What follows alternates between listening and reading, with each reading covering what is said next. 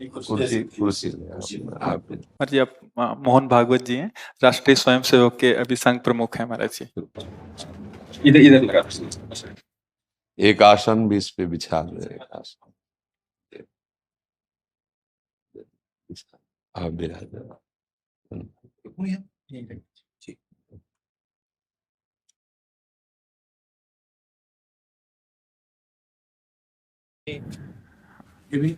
हाँ पहना राधा राधा दे दे। इधर दे।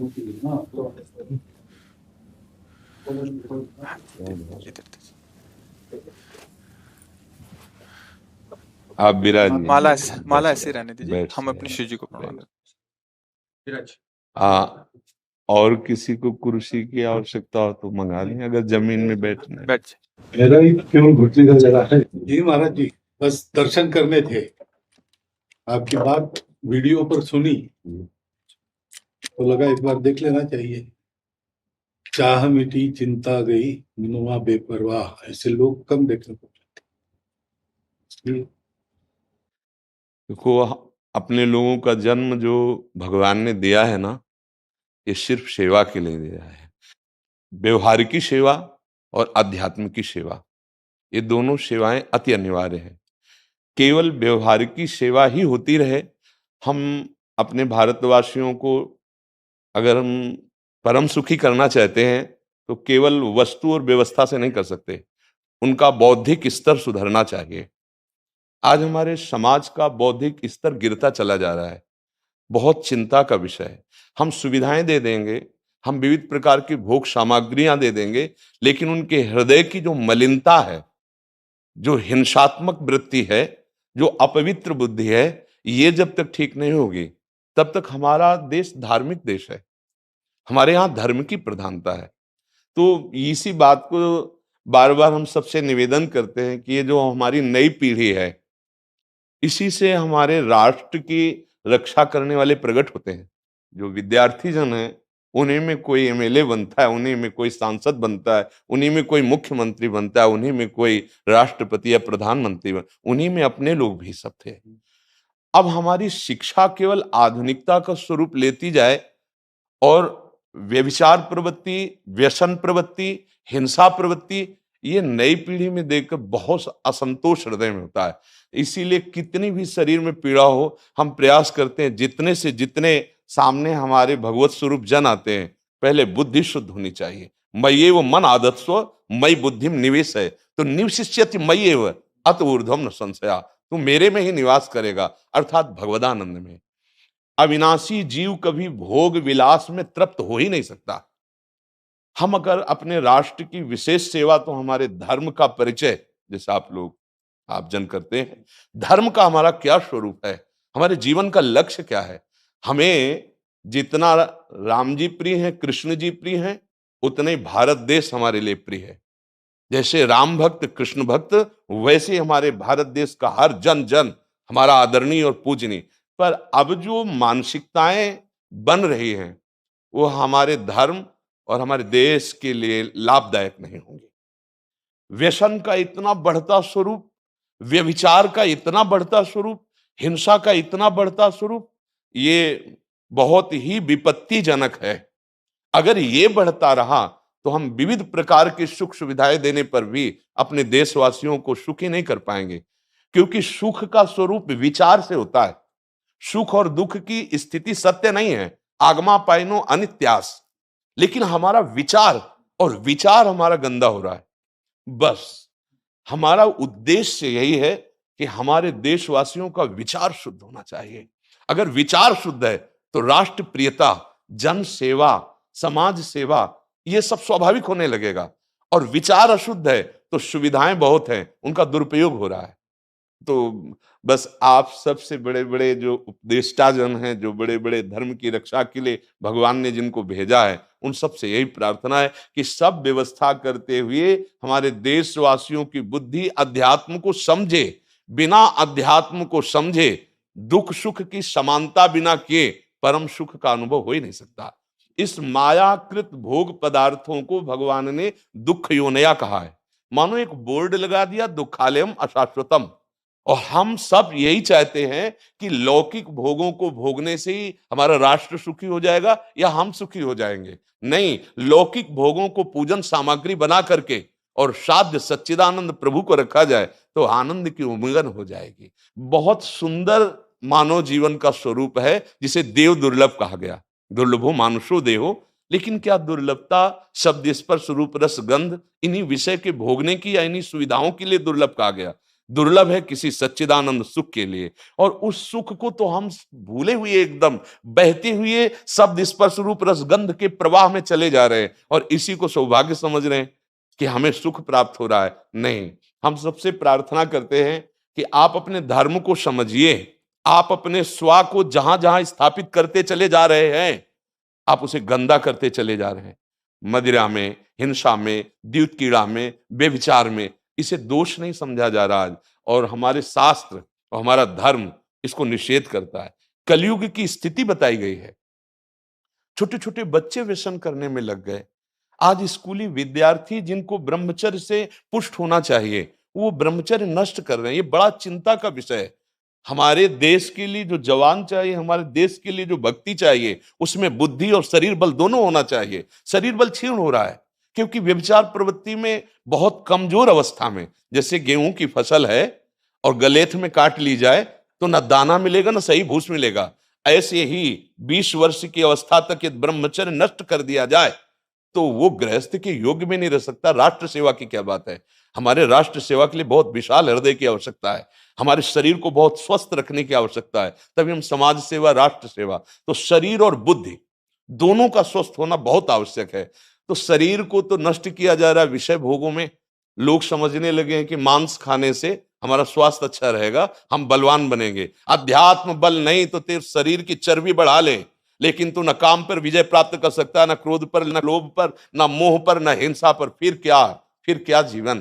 तो इसीलिए हमारा बार बार हृदय में सबसे प्रार्थना है, जिस संत भगवान भी आते हैं, ये देखो इस समय आवश्यकता विचार शुद्ध करने की है, आहार शुद्ध करने की है, आचरण शुद्ध करने की है। हमारे देश ने चरित्र की पूजा की है। रावण किसी बात में कम नहीं था। आज भी कोई शिव अगर अभिषेक होता है तो तांडव स्तोत्र उसी का गाया जाता है। जटाटवी गलत ज्वलप प्रवाह पावित स्थले। ऐसा विद्वान और ऐसा बलवान जो 20 बार जैसे झूला आराध्य देव को झुलाया जाए, ऐसे महादेव सहित पार्वती को बाजुओं पे झुलाया, वो महाबली चरित्रहीन हो गया तो अपने देशवासियों ने राक्षस कह दिया उसको। चरित्र, आज हम चरित्र पर ध्यान ही नहीं दे रहे। चरित्र बेचना मतलब कोई समझ में नहीं आ रहा। छोटे छोटे बच्चे चरित्रहीन हो रहे हैं। हमारा राष्ट्र संकट में पड़ जाएगा अगर हमारे बच्चे व्यवस्थित नहीं हुए, उनकी बुद्धि शुद्ध नहीं हुई, उनका स्वास्थ्य ठीक नहीं रहा। कौन आगे चल कर के है? यही पीढ़ी तो है ना। इन्हीं में से तो निकलते हैं हमारे राष्ट्र भक्त, भगवत भक्त, देश सेवी। तो सबसे यही प्रार्थना है कि हमारे नई पीढ़ी को सुधारा जाए, उनकी मानसिकता, उनका बौद्धिक स्तर सुधरे, क्योंकि भगवान ने हमें सेवा के लिए भेजा है सबको। चाहे जितना एकांत गुफा में भजन करे, उसकी भजन की सिद्धि समाज सुधार में लगेगी। अगर समाज सुधार में नहीं हुई तो खास बात नहीं हुई। अपना उद्धार कर लेना कोई खास बात नहीं है। खास बात है अपने जीवन को सत्य और तप में तपा करके समाज को प्रदान कर देना। हाँ, विविध प्रकार से हमारे समाज को सुख पहुंचे, इसी में भगवान विराजमान है। बहुनाम जन्म नाम अंते ज्ञानवान माम प्रपद्यते वासुदेवा स्वरमित सम आत्मा दुर्लभा। भगवान कहते हैं बहुत जन्मों की आराधना के बाद ऐसा विवेक जागृत होता है, ऐसा ज्ञान प्राप्त होता है कि सबके हृदय मंदिर पर भगवान वासुदेव विराजमान है।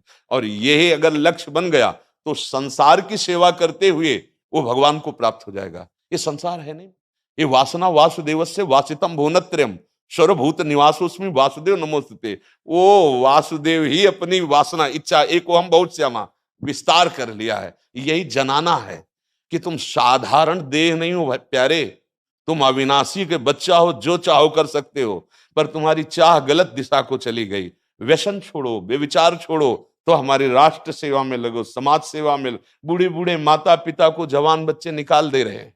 क्या ज्ञान है?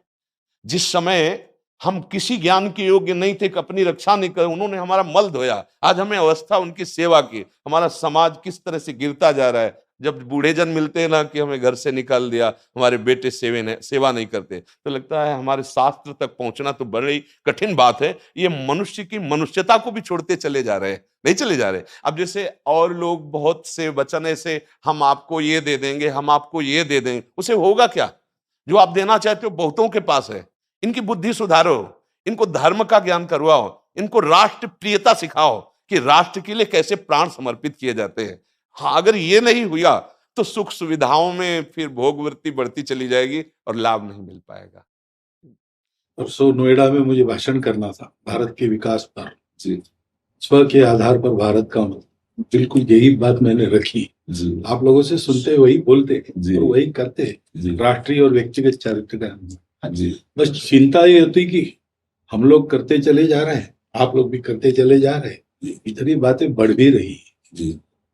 तो प्रयास तो हम करेंगे, निराश तो हम कभी होंगे नहीं, क्योंकि जीना इसी के लिए है, मरना है तो इसी के साथ मरना है। परंतु क्या होगा ऐसी चिंता मन में आती है, इनके भी मन में आती है, उनके भी, सबके मन में रहेगी। इसका उत्तर सीधा ये है कि क्या हम श्री कृष्ण पर भरोसा नहीं करते? क्या बात है। बस हमें जो एकदम सही, हमें जो खास बात पकड़नी है, क्या हम सच्चिदानंद त्रिकालज्ञ सर्वज्ञ जगत गुरु भगवान श्री कृष्ण के भरोसे में भी कमी है क्या? अगर भरोसा दृढ़ है तो वही होगा जिसे कहा जाता है परम मंगल में, परम मंगल होगा, कदम पीछे नहीं। हम अध्यात्म बल को जानते हैं, हम अपने स्वरूप को जानते हैं, इसलिए हमको ये नहीं डरना कि होगा क्या। 3 प्रकार की लीलाएं भगवान की हो रही, एक सृजन और एक पालन और एक संहार। जिस समय जैसा आदेश होगा हम उनके दास हैं, वैसा ही करेंगे। क्या होगा? अब वही होगा जो मंगल रचा होगा श्री कृष्ण। अब संशय तो करना नहीं है। हाँ, बिल्कुल संशय नहीं करना। जैसे आप अपने लोगों को तैयार किया श्री कृष्ण ने, ऐसे ही आपके इन्हीं में से एक तैयार हो जाएगा जो बहुत जोर का संभालेगा। आपको चिंता नहीं करना आगे क्या होना है। हाँ, मूकम करोति वाचालम पंगुम लंघयते गिरिम यत् कृपा तमहम वंदे परमानंद माधवम। हमारे साथ श्री कृष्ण हैं, अब वही होगा जो परम मंगल होगा। बस निराशा, हताश, उदास ये हमारे जीवन में नहीं अधिकार रखते। किसी भी परिस्थिति में बिल्कुल किसी भी तरह का कोई शोक नहीं, किसी भी तरह का कोई भय नहीं। अविनाशी हूं। हाँ, जो हमें सेवा मिली दहाड़ता रहूंगा जब तक शरीर में श्वास है, और जब शरीर छूटेगा तो जो मेरा स्वरूप है उसी को प्राप्त होगा, मुझे कोई भय नहीं। और कि हमारा तिरंगा, हमारा राष्ट्र, हमारा भगवान है। आप तप के द्वारा, भजन के द्वारा लाखों की बुद्धि को शुद्ध कर सकते हो। मम भक्ति युक्तो भुवनम पुनातु सतरति सतरति सा लोकान तारयति। एक भजनानंदी लाखों का उद्धार कर सकता है। तुम भजन करो, अपनी इंद्रियों पर विजय प्राप्त करो, कोई चूक मत होने दो और राष्ट्र की सेवा करो। हाँ, ये राष्ट्र सेवा के लिए प्राण समर्पित, ये राष्ट्र सेवी हैं। पर ये जितेंद्रीय होकर, व्यभिचारी होकर नहीं, ये भोगी होकर नहीं, योगी होकर के अब संकल्प बना, सर्वे भवन्तु सुखिना, सर्वे सन्तु निरामया, सर्वे भद्राणि पश्यन्तु मा कश्चित् दुःख भाग् भवेत्। आचरण से, संकल्प से और वाणी से, तीनों से हमें राष्ट्र सेवा करनी, समाज सेवा करनी। और हम निरंतर यही चाहेंगे कि आप जैसे सतमार्ग में प्रेरित करने वाले स्वस्थ रहें, भगवान सदैव रक्षा करे और आप आगे बढ़ते रहे। हमारे देशवासियों की हाँ बौद्धिक स्तर का सुधार और व्यवहारिक स्तर का सुधार दोनों का होता रहे।